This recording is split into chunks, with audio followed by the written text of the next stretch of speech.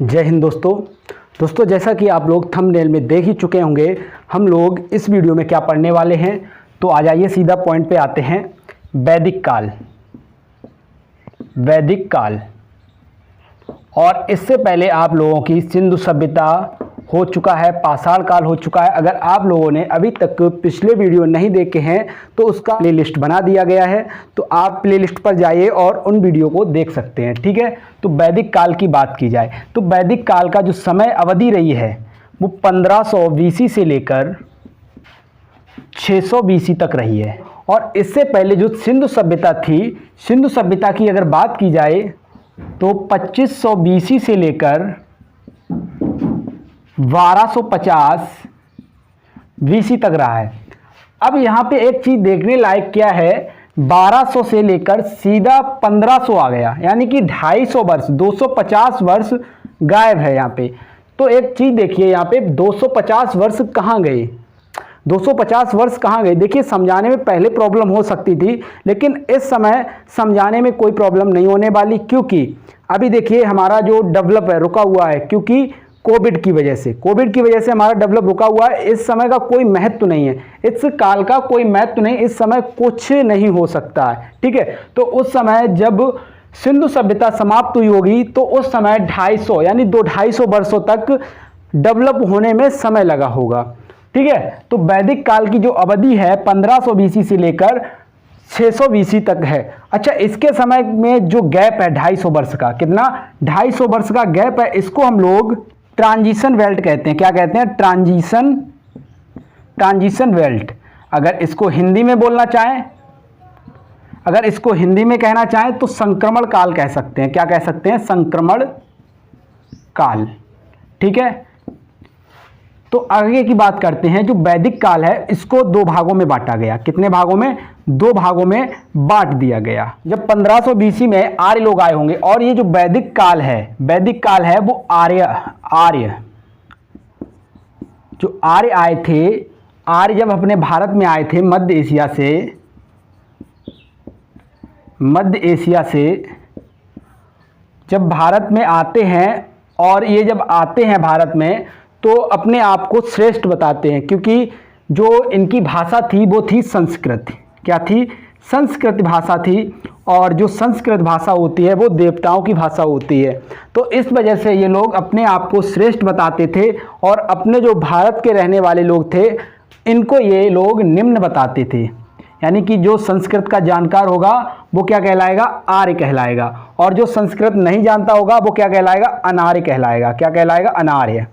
ठीक है, तो जो मध्य एशिया से आए थे ये क्या कहलाए? आर्य कहलाए, और जो भारत में रह रहे थे जिन्हें संस्कृत नहीं आती थी वो अनार्य कहलाए। ठीक है, सबसे बड़ी बात तो यहाँ पे है। अब जब ये आर्य भारत में आते हैं 1500 BC में, 1500 BC में भारत में आते हैं, तो उसी समय क्या होता है? ऋग्वेद की रचना होती है। तो इसे बोला गया ऋग्वैदिक काल। क्या बोला गया? ऋग्वैदिक काल।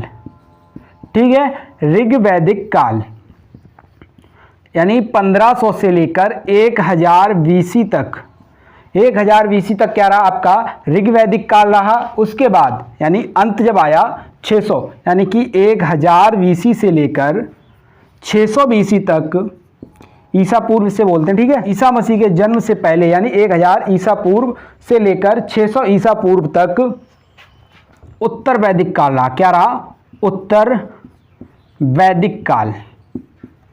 वैदिक काल। देखिए बाद वाले को हम लोग क्या बोल देते थे? क्या बोलते हैं? उत्तर। ठीक है, तो उत्तर वैदिक काल, ये क्या था? वैदिक काल था। तो बाद वाला समय क्या कहलाएगा? उत्तर वैदिक काल। तो इतनी चीज आपकी क्लियर हो चुकी होगी। ठीक है, अब हम लोग आगे की तरफ बढ़ते हैं। जब ये भारत में आते हैं और उसके बाद जो वैदिक काल था, वैदिक मुख्य कार्य क्या था? कृषि। क्या था? कृषि थी, और उसके अलावा यहाँ के लोग पशुपालन करते थे। क्या करते थे इस समय के लोग? पशुपालन। और इससे पहले अगर बात की जाए किसकी? सिंधु घाटी सभ्यता की, तो वहाँ के लोग पशुपालन ना करके व्यापार करते थे। क्या करते थे? व्यापार। ठीक है, याद रखना क्या? व्यापार। और कृषि भी करते थे, कृषि पे और व्यापार पे फोकस था उनका।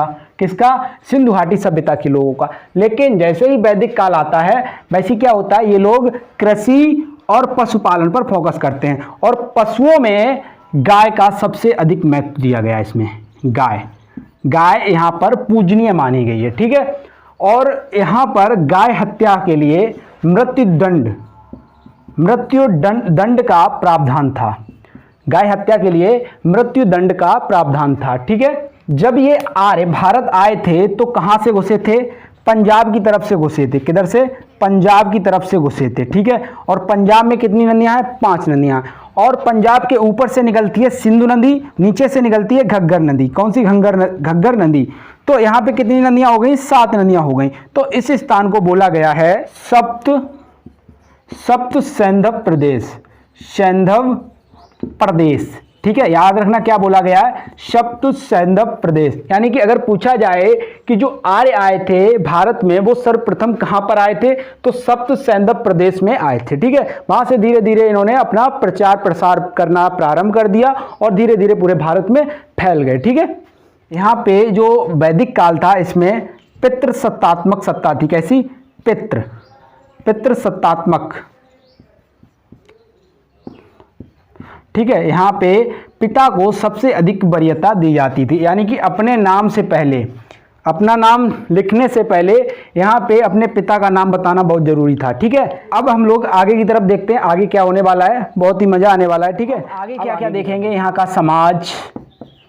समाज देखेंगे नंबर 1, नंबर 2 पे पंचायत देखेंगे, यज्ञ देखेंगे और देवता देखेंगे, ठीक है। और भी हम देखेंगे आगे, पहले इनको समझ लेते हैं। समाज, यहाँ का जो समाज था इसको 4 भागों में बांट दिया था, 4 भागों में बांट दिया था, देखिए, ठीक है। 4 भागों में बांट दिया था। सबसे ऊपर रखा गया था ब्राह्मण को, दूसरे नंबर पे थे क्षत्रिय और तीसरे नंबर पे थे वैश्य और लास्ट में थे शूद्र, ठीक है। ब्राह्मण अपने आप को सर्वश्रेष्ठ यहाँ पे बताते थे और यहाँ पे क्षत्रिय दूसरे नंबर पे थे और वैश्य तीसरे नंबर पे थे और शूद्र चौथे नंबर पे। लेकिन इनकी जो आबादी थी कम थी, ब्राह्मणों की आबादी कम थी उस समय, क्षत्रियों की आबादी कम थी, वैश्यों की आबादी कम थी, लेकिन सबसे अधिक जो आबादी थी वो शूद्रों की थी। वर्तमान में भी यही सिस्टम है, शूद्रों की आबादी सबसे ज़्यादा है, उससे कम है वैश्यों की और उससे कम है क्षत्रियों की और सबसे कम है ब्राह्मणों की।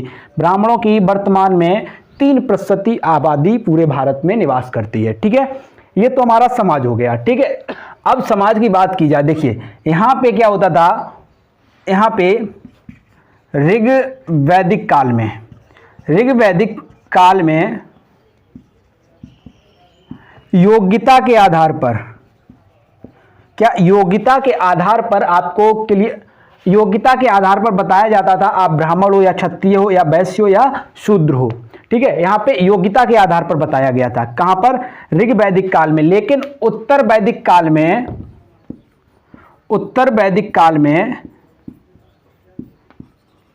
ऐसा नहीं था। यहाँ पे जन्म के आधार पर आपकी जाति का निर्धारण होता था। अगर आप ब्राह्मण कुल में जन्म लिए हो तो ब्राह्मण हो गए, अगर क्षत्रिय कुल में जन्म लिए हो तो क्षत्रिय हो गए, अगर वैश्य कुल में जन्म लिए हो तो वैश्य कहलाओगे और अगर शूद्र के घर में जन्म लिया है तो आप शूद्र कहलाओगे। और यही सिस्टम आज भी हमारे यहाँ समाज में चल रहा है। कौन सा? अगर आपने ब्राह्मण के घर पे जन्म लिया तो ब्राह्मण, अगर क्षत्रिय के घर पे जन्म लिया तो क्षत्रिय, शूद्र के घर पे जन्म लिया तो शूद्र, ठीक है। ये भी आज भी ये सिस्टम लागू है। तो हम लोग अब पंचायत की बात करते हैं। किसकी? पंचायत की। जो आपकी परीक्षा में पूछे जा रहे हैं प्रश्न, उन्हीं को हम लोग क्लियर कर रहे हैं। उसके अलावा फालतू की चीज़ें पढ़ने से कोई फायदा नहीं है, ठीक है। तो अब हम लोग पंचायत की बात कर लें। पंचायत जो थी वो 3 प्रकार से होती थी, ठीक है। तो कैसे होती थी वो समझिए। एक को बोला जाता था सभा, ठीक है, दूसरे को समिति, तीसरे को विधग,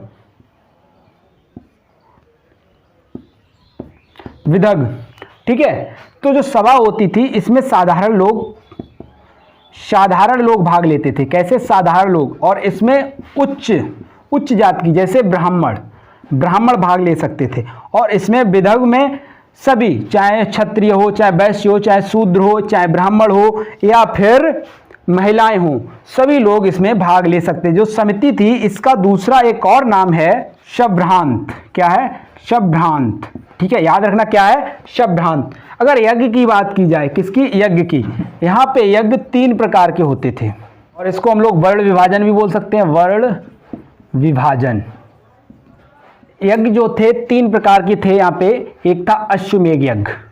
अश्वमेध यज्ञ, जो अश्वमेध यज्ञ था ये एक तरह से समझ लो विवाद करने का सबसे अच्छा साधन था। यहाँ पे राजा क्या करता था? अनुष्ठान वगैरह करता था, एक घोड़े को छोड़ देता था और जिधर भी वो घोड़ा जाता था उधर का साम्राज्य उसका हो जाता था। लेकिन जो भी उसका रास्ता रोकता था, उसको, जिसने ये घोड़ा छोड़ा था उस राजा से उसको युद्ध करना होता था जो इस घोड़े को रोकता था। तो ये एक तरह से विवाद करने वाला, विवाद यानी झगड़ा करने वाला यज्ञ भी बोला जा सकता है इसको, है ना।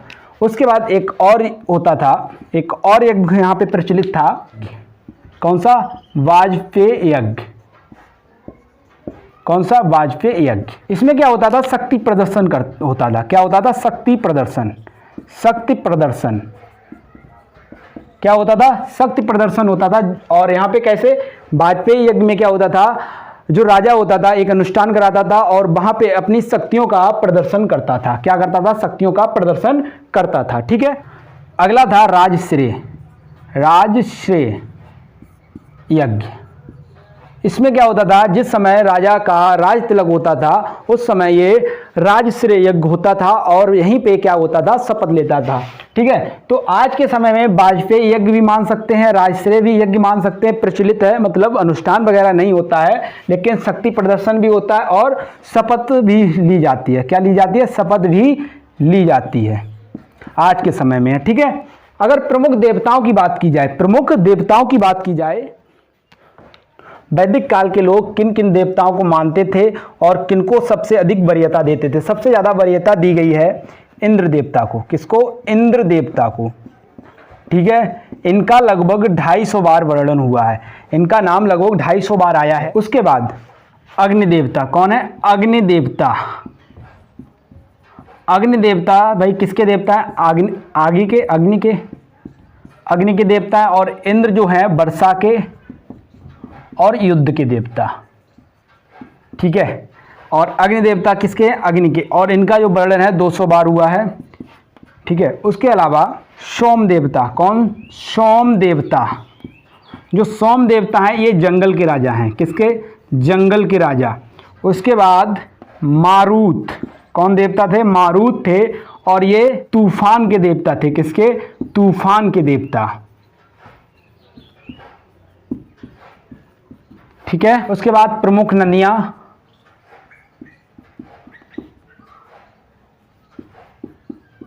प्रमुख नदियां जो है हमारी, यानी वैदिक काल की जो प्रमुख नदियां हैं और जो कुछ भी बचा हुआ है उन सभी पॉइंटों को हम लोग नेक्स्ट वीडियो में डिस्कस करेंगे। तब तक के लिए नमस्कार, जय हिंद।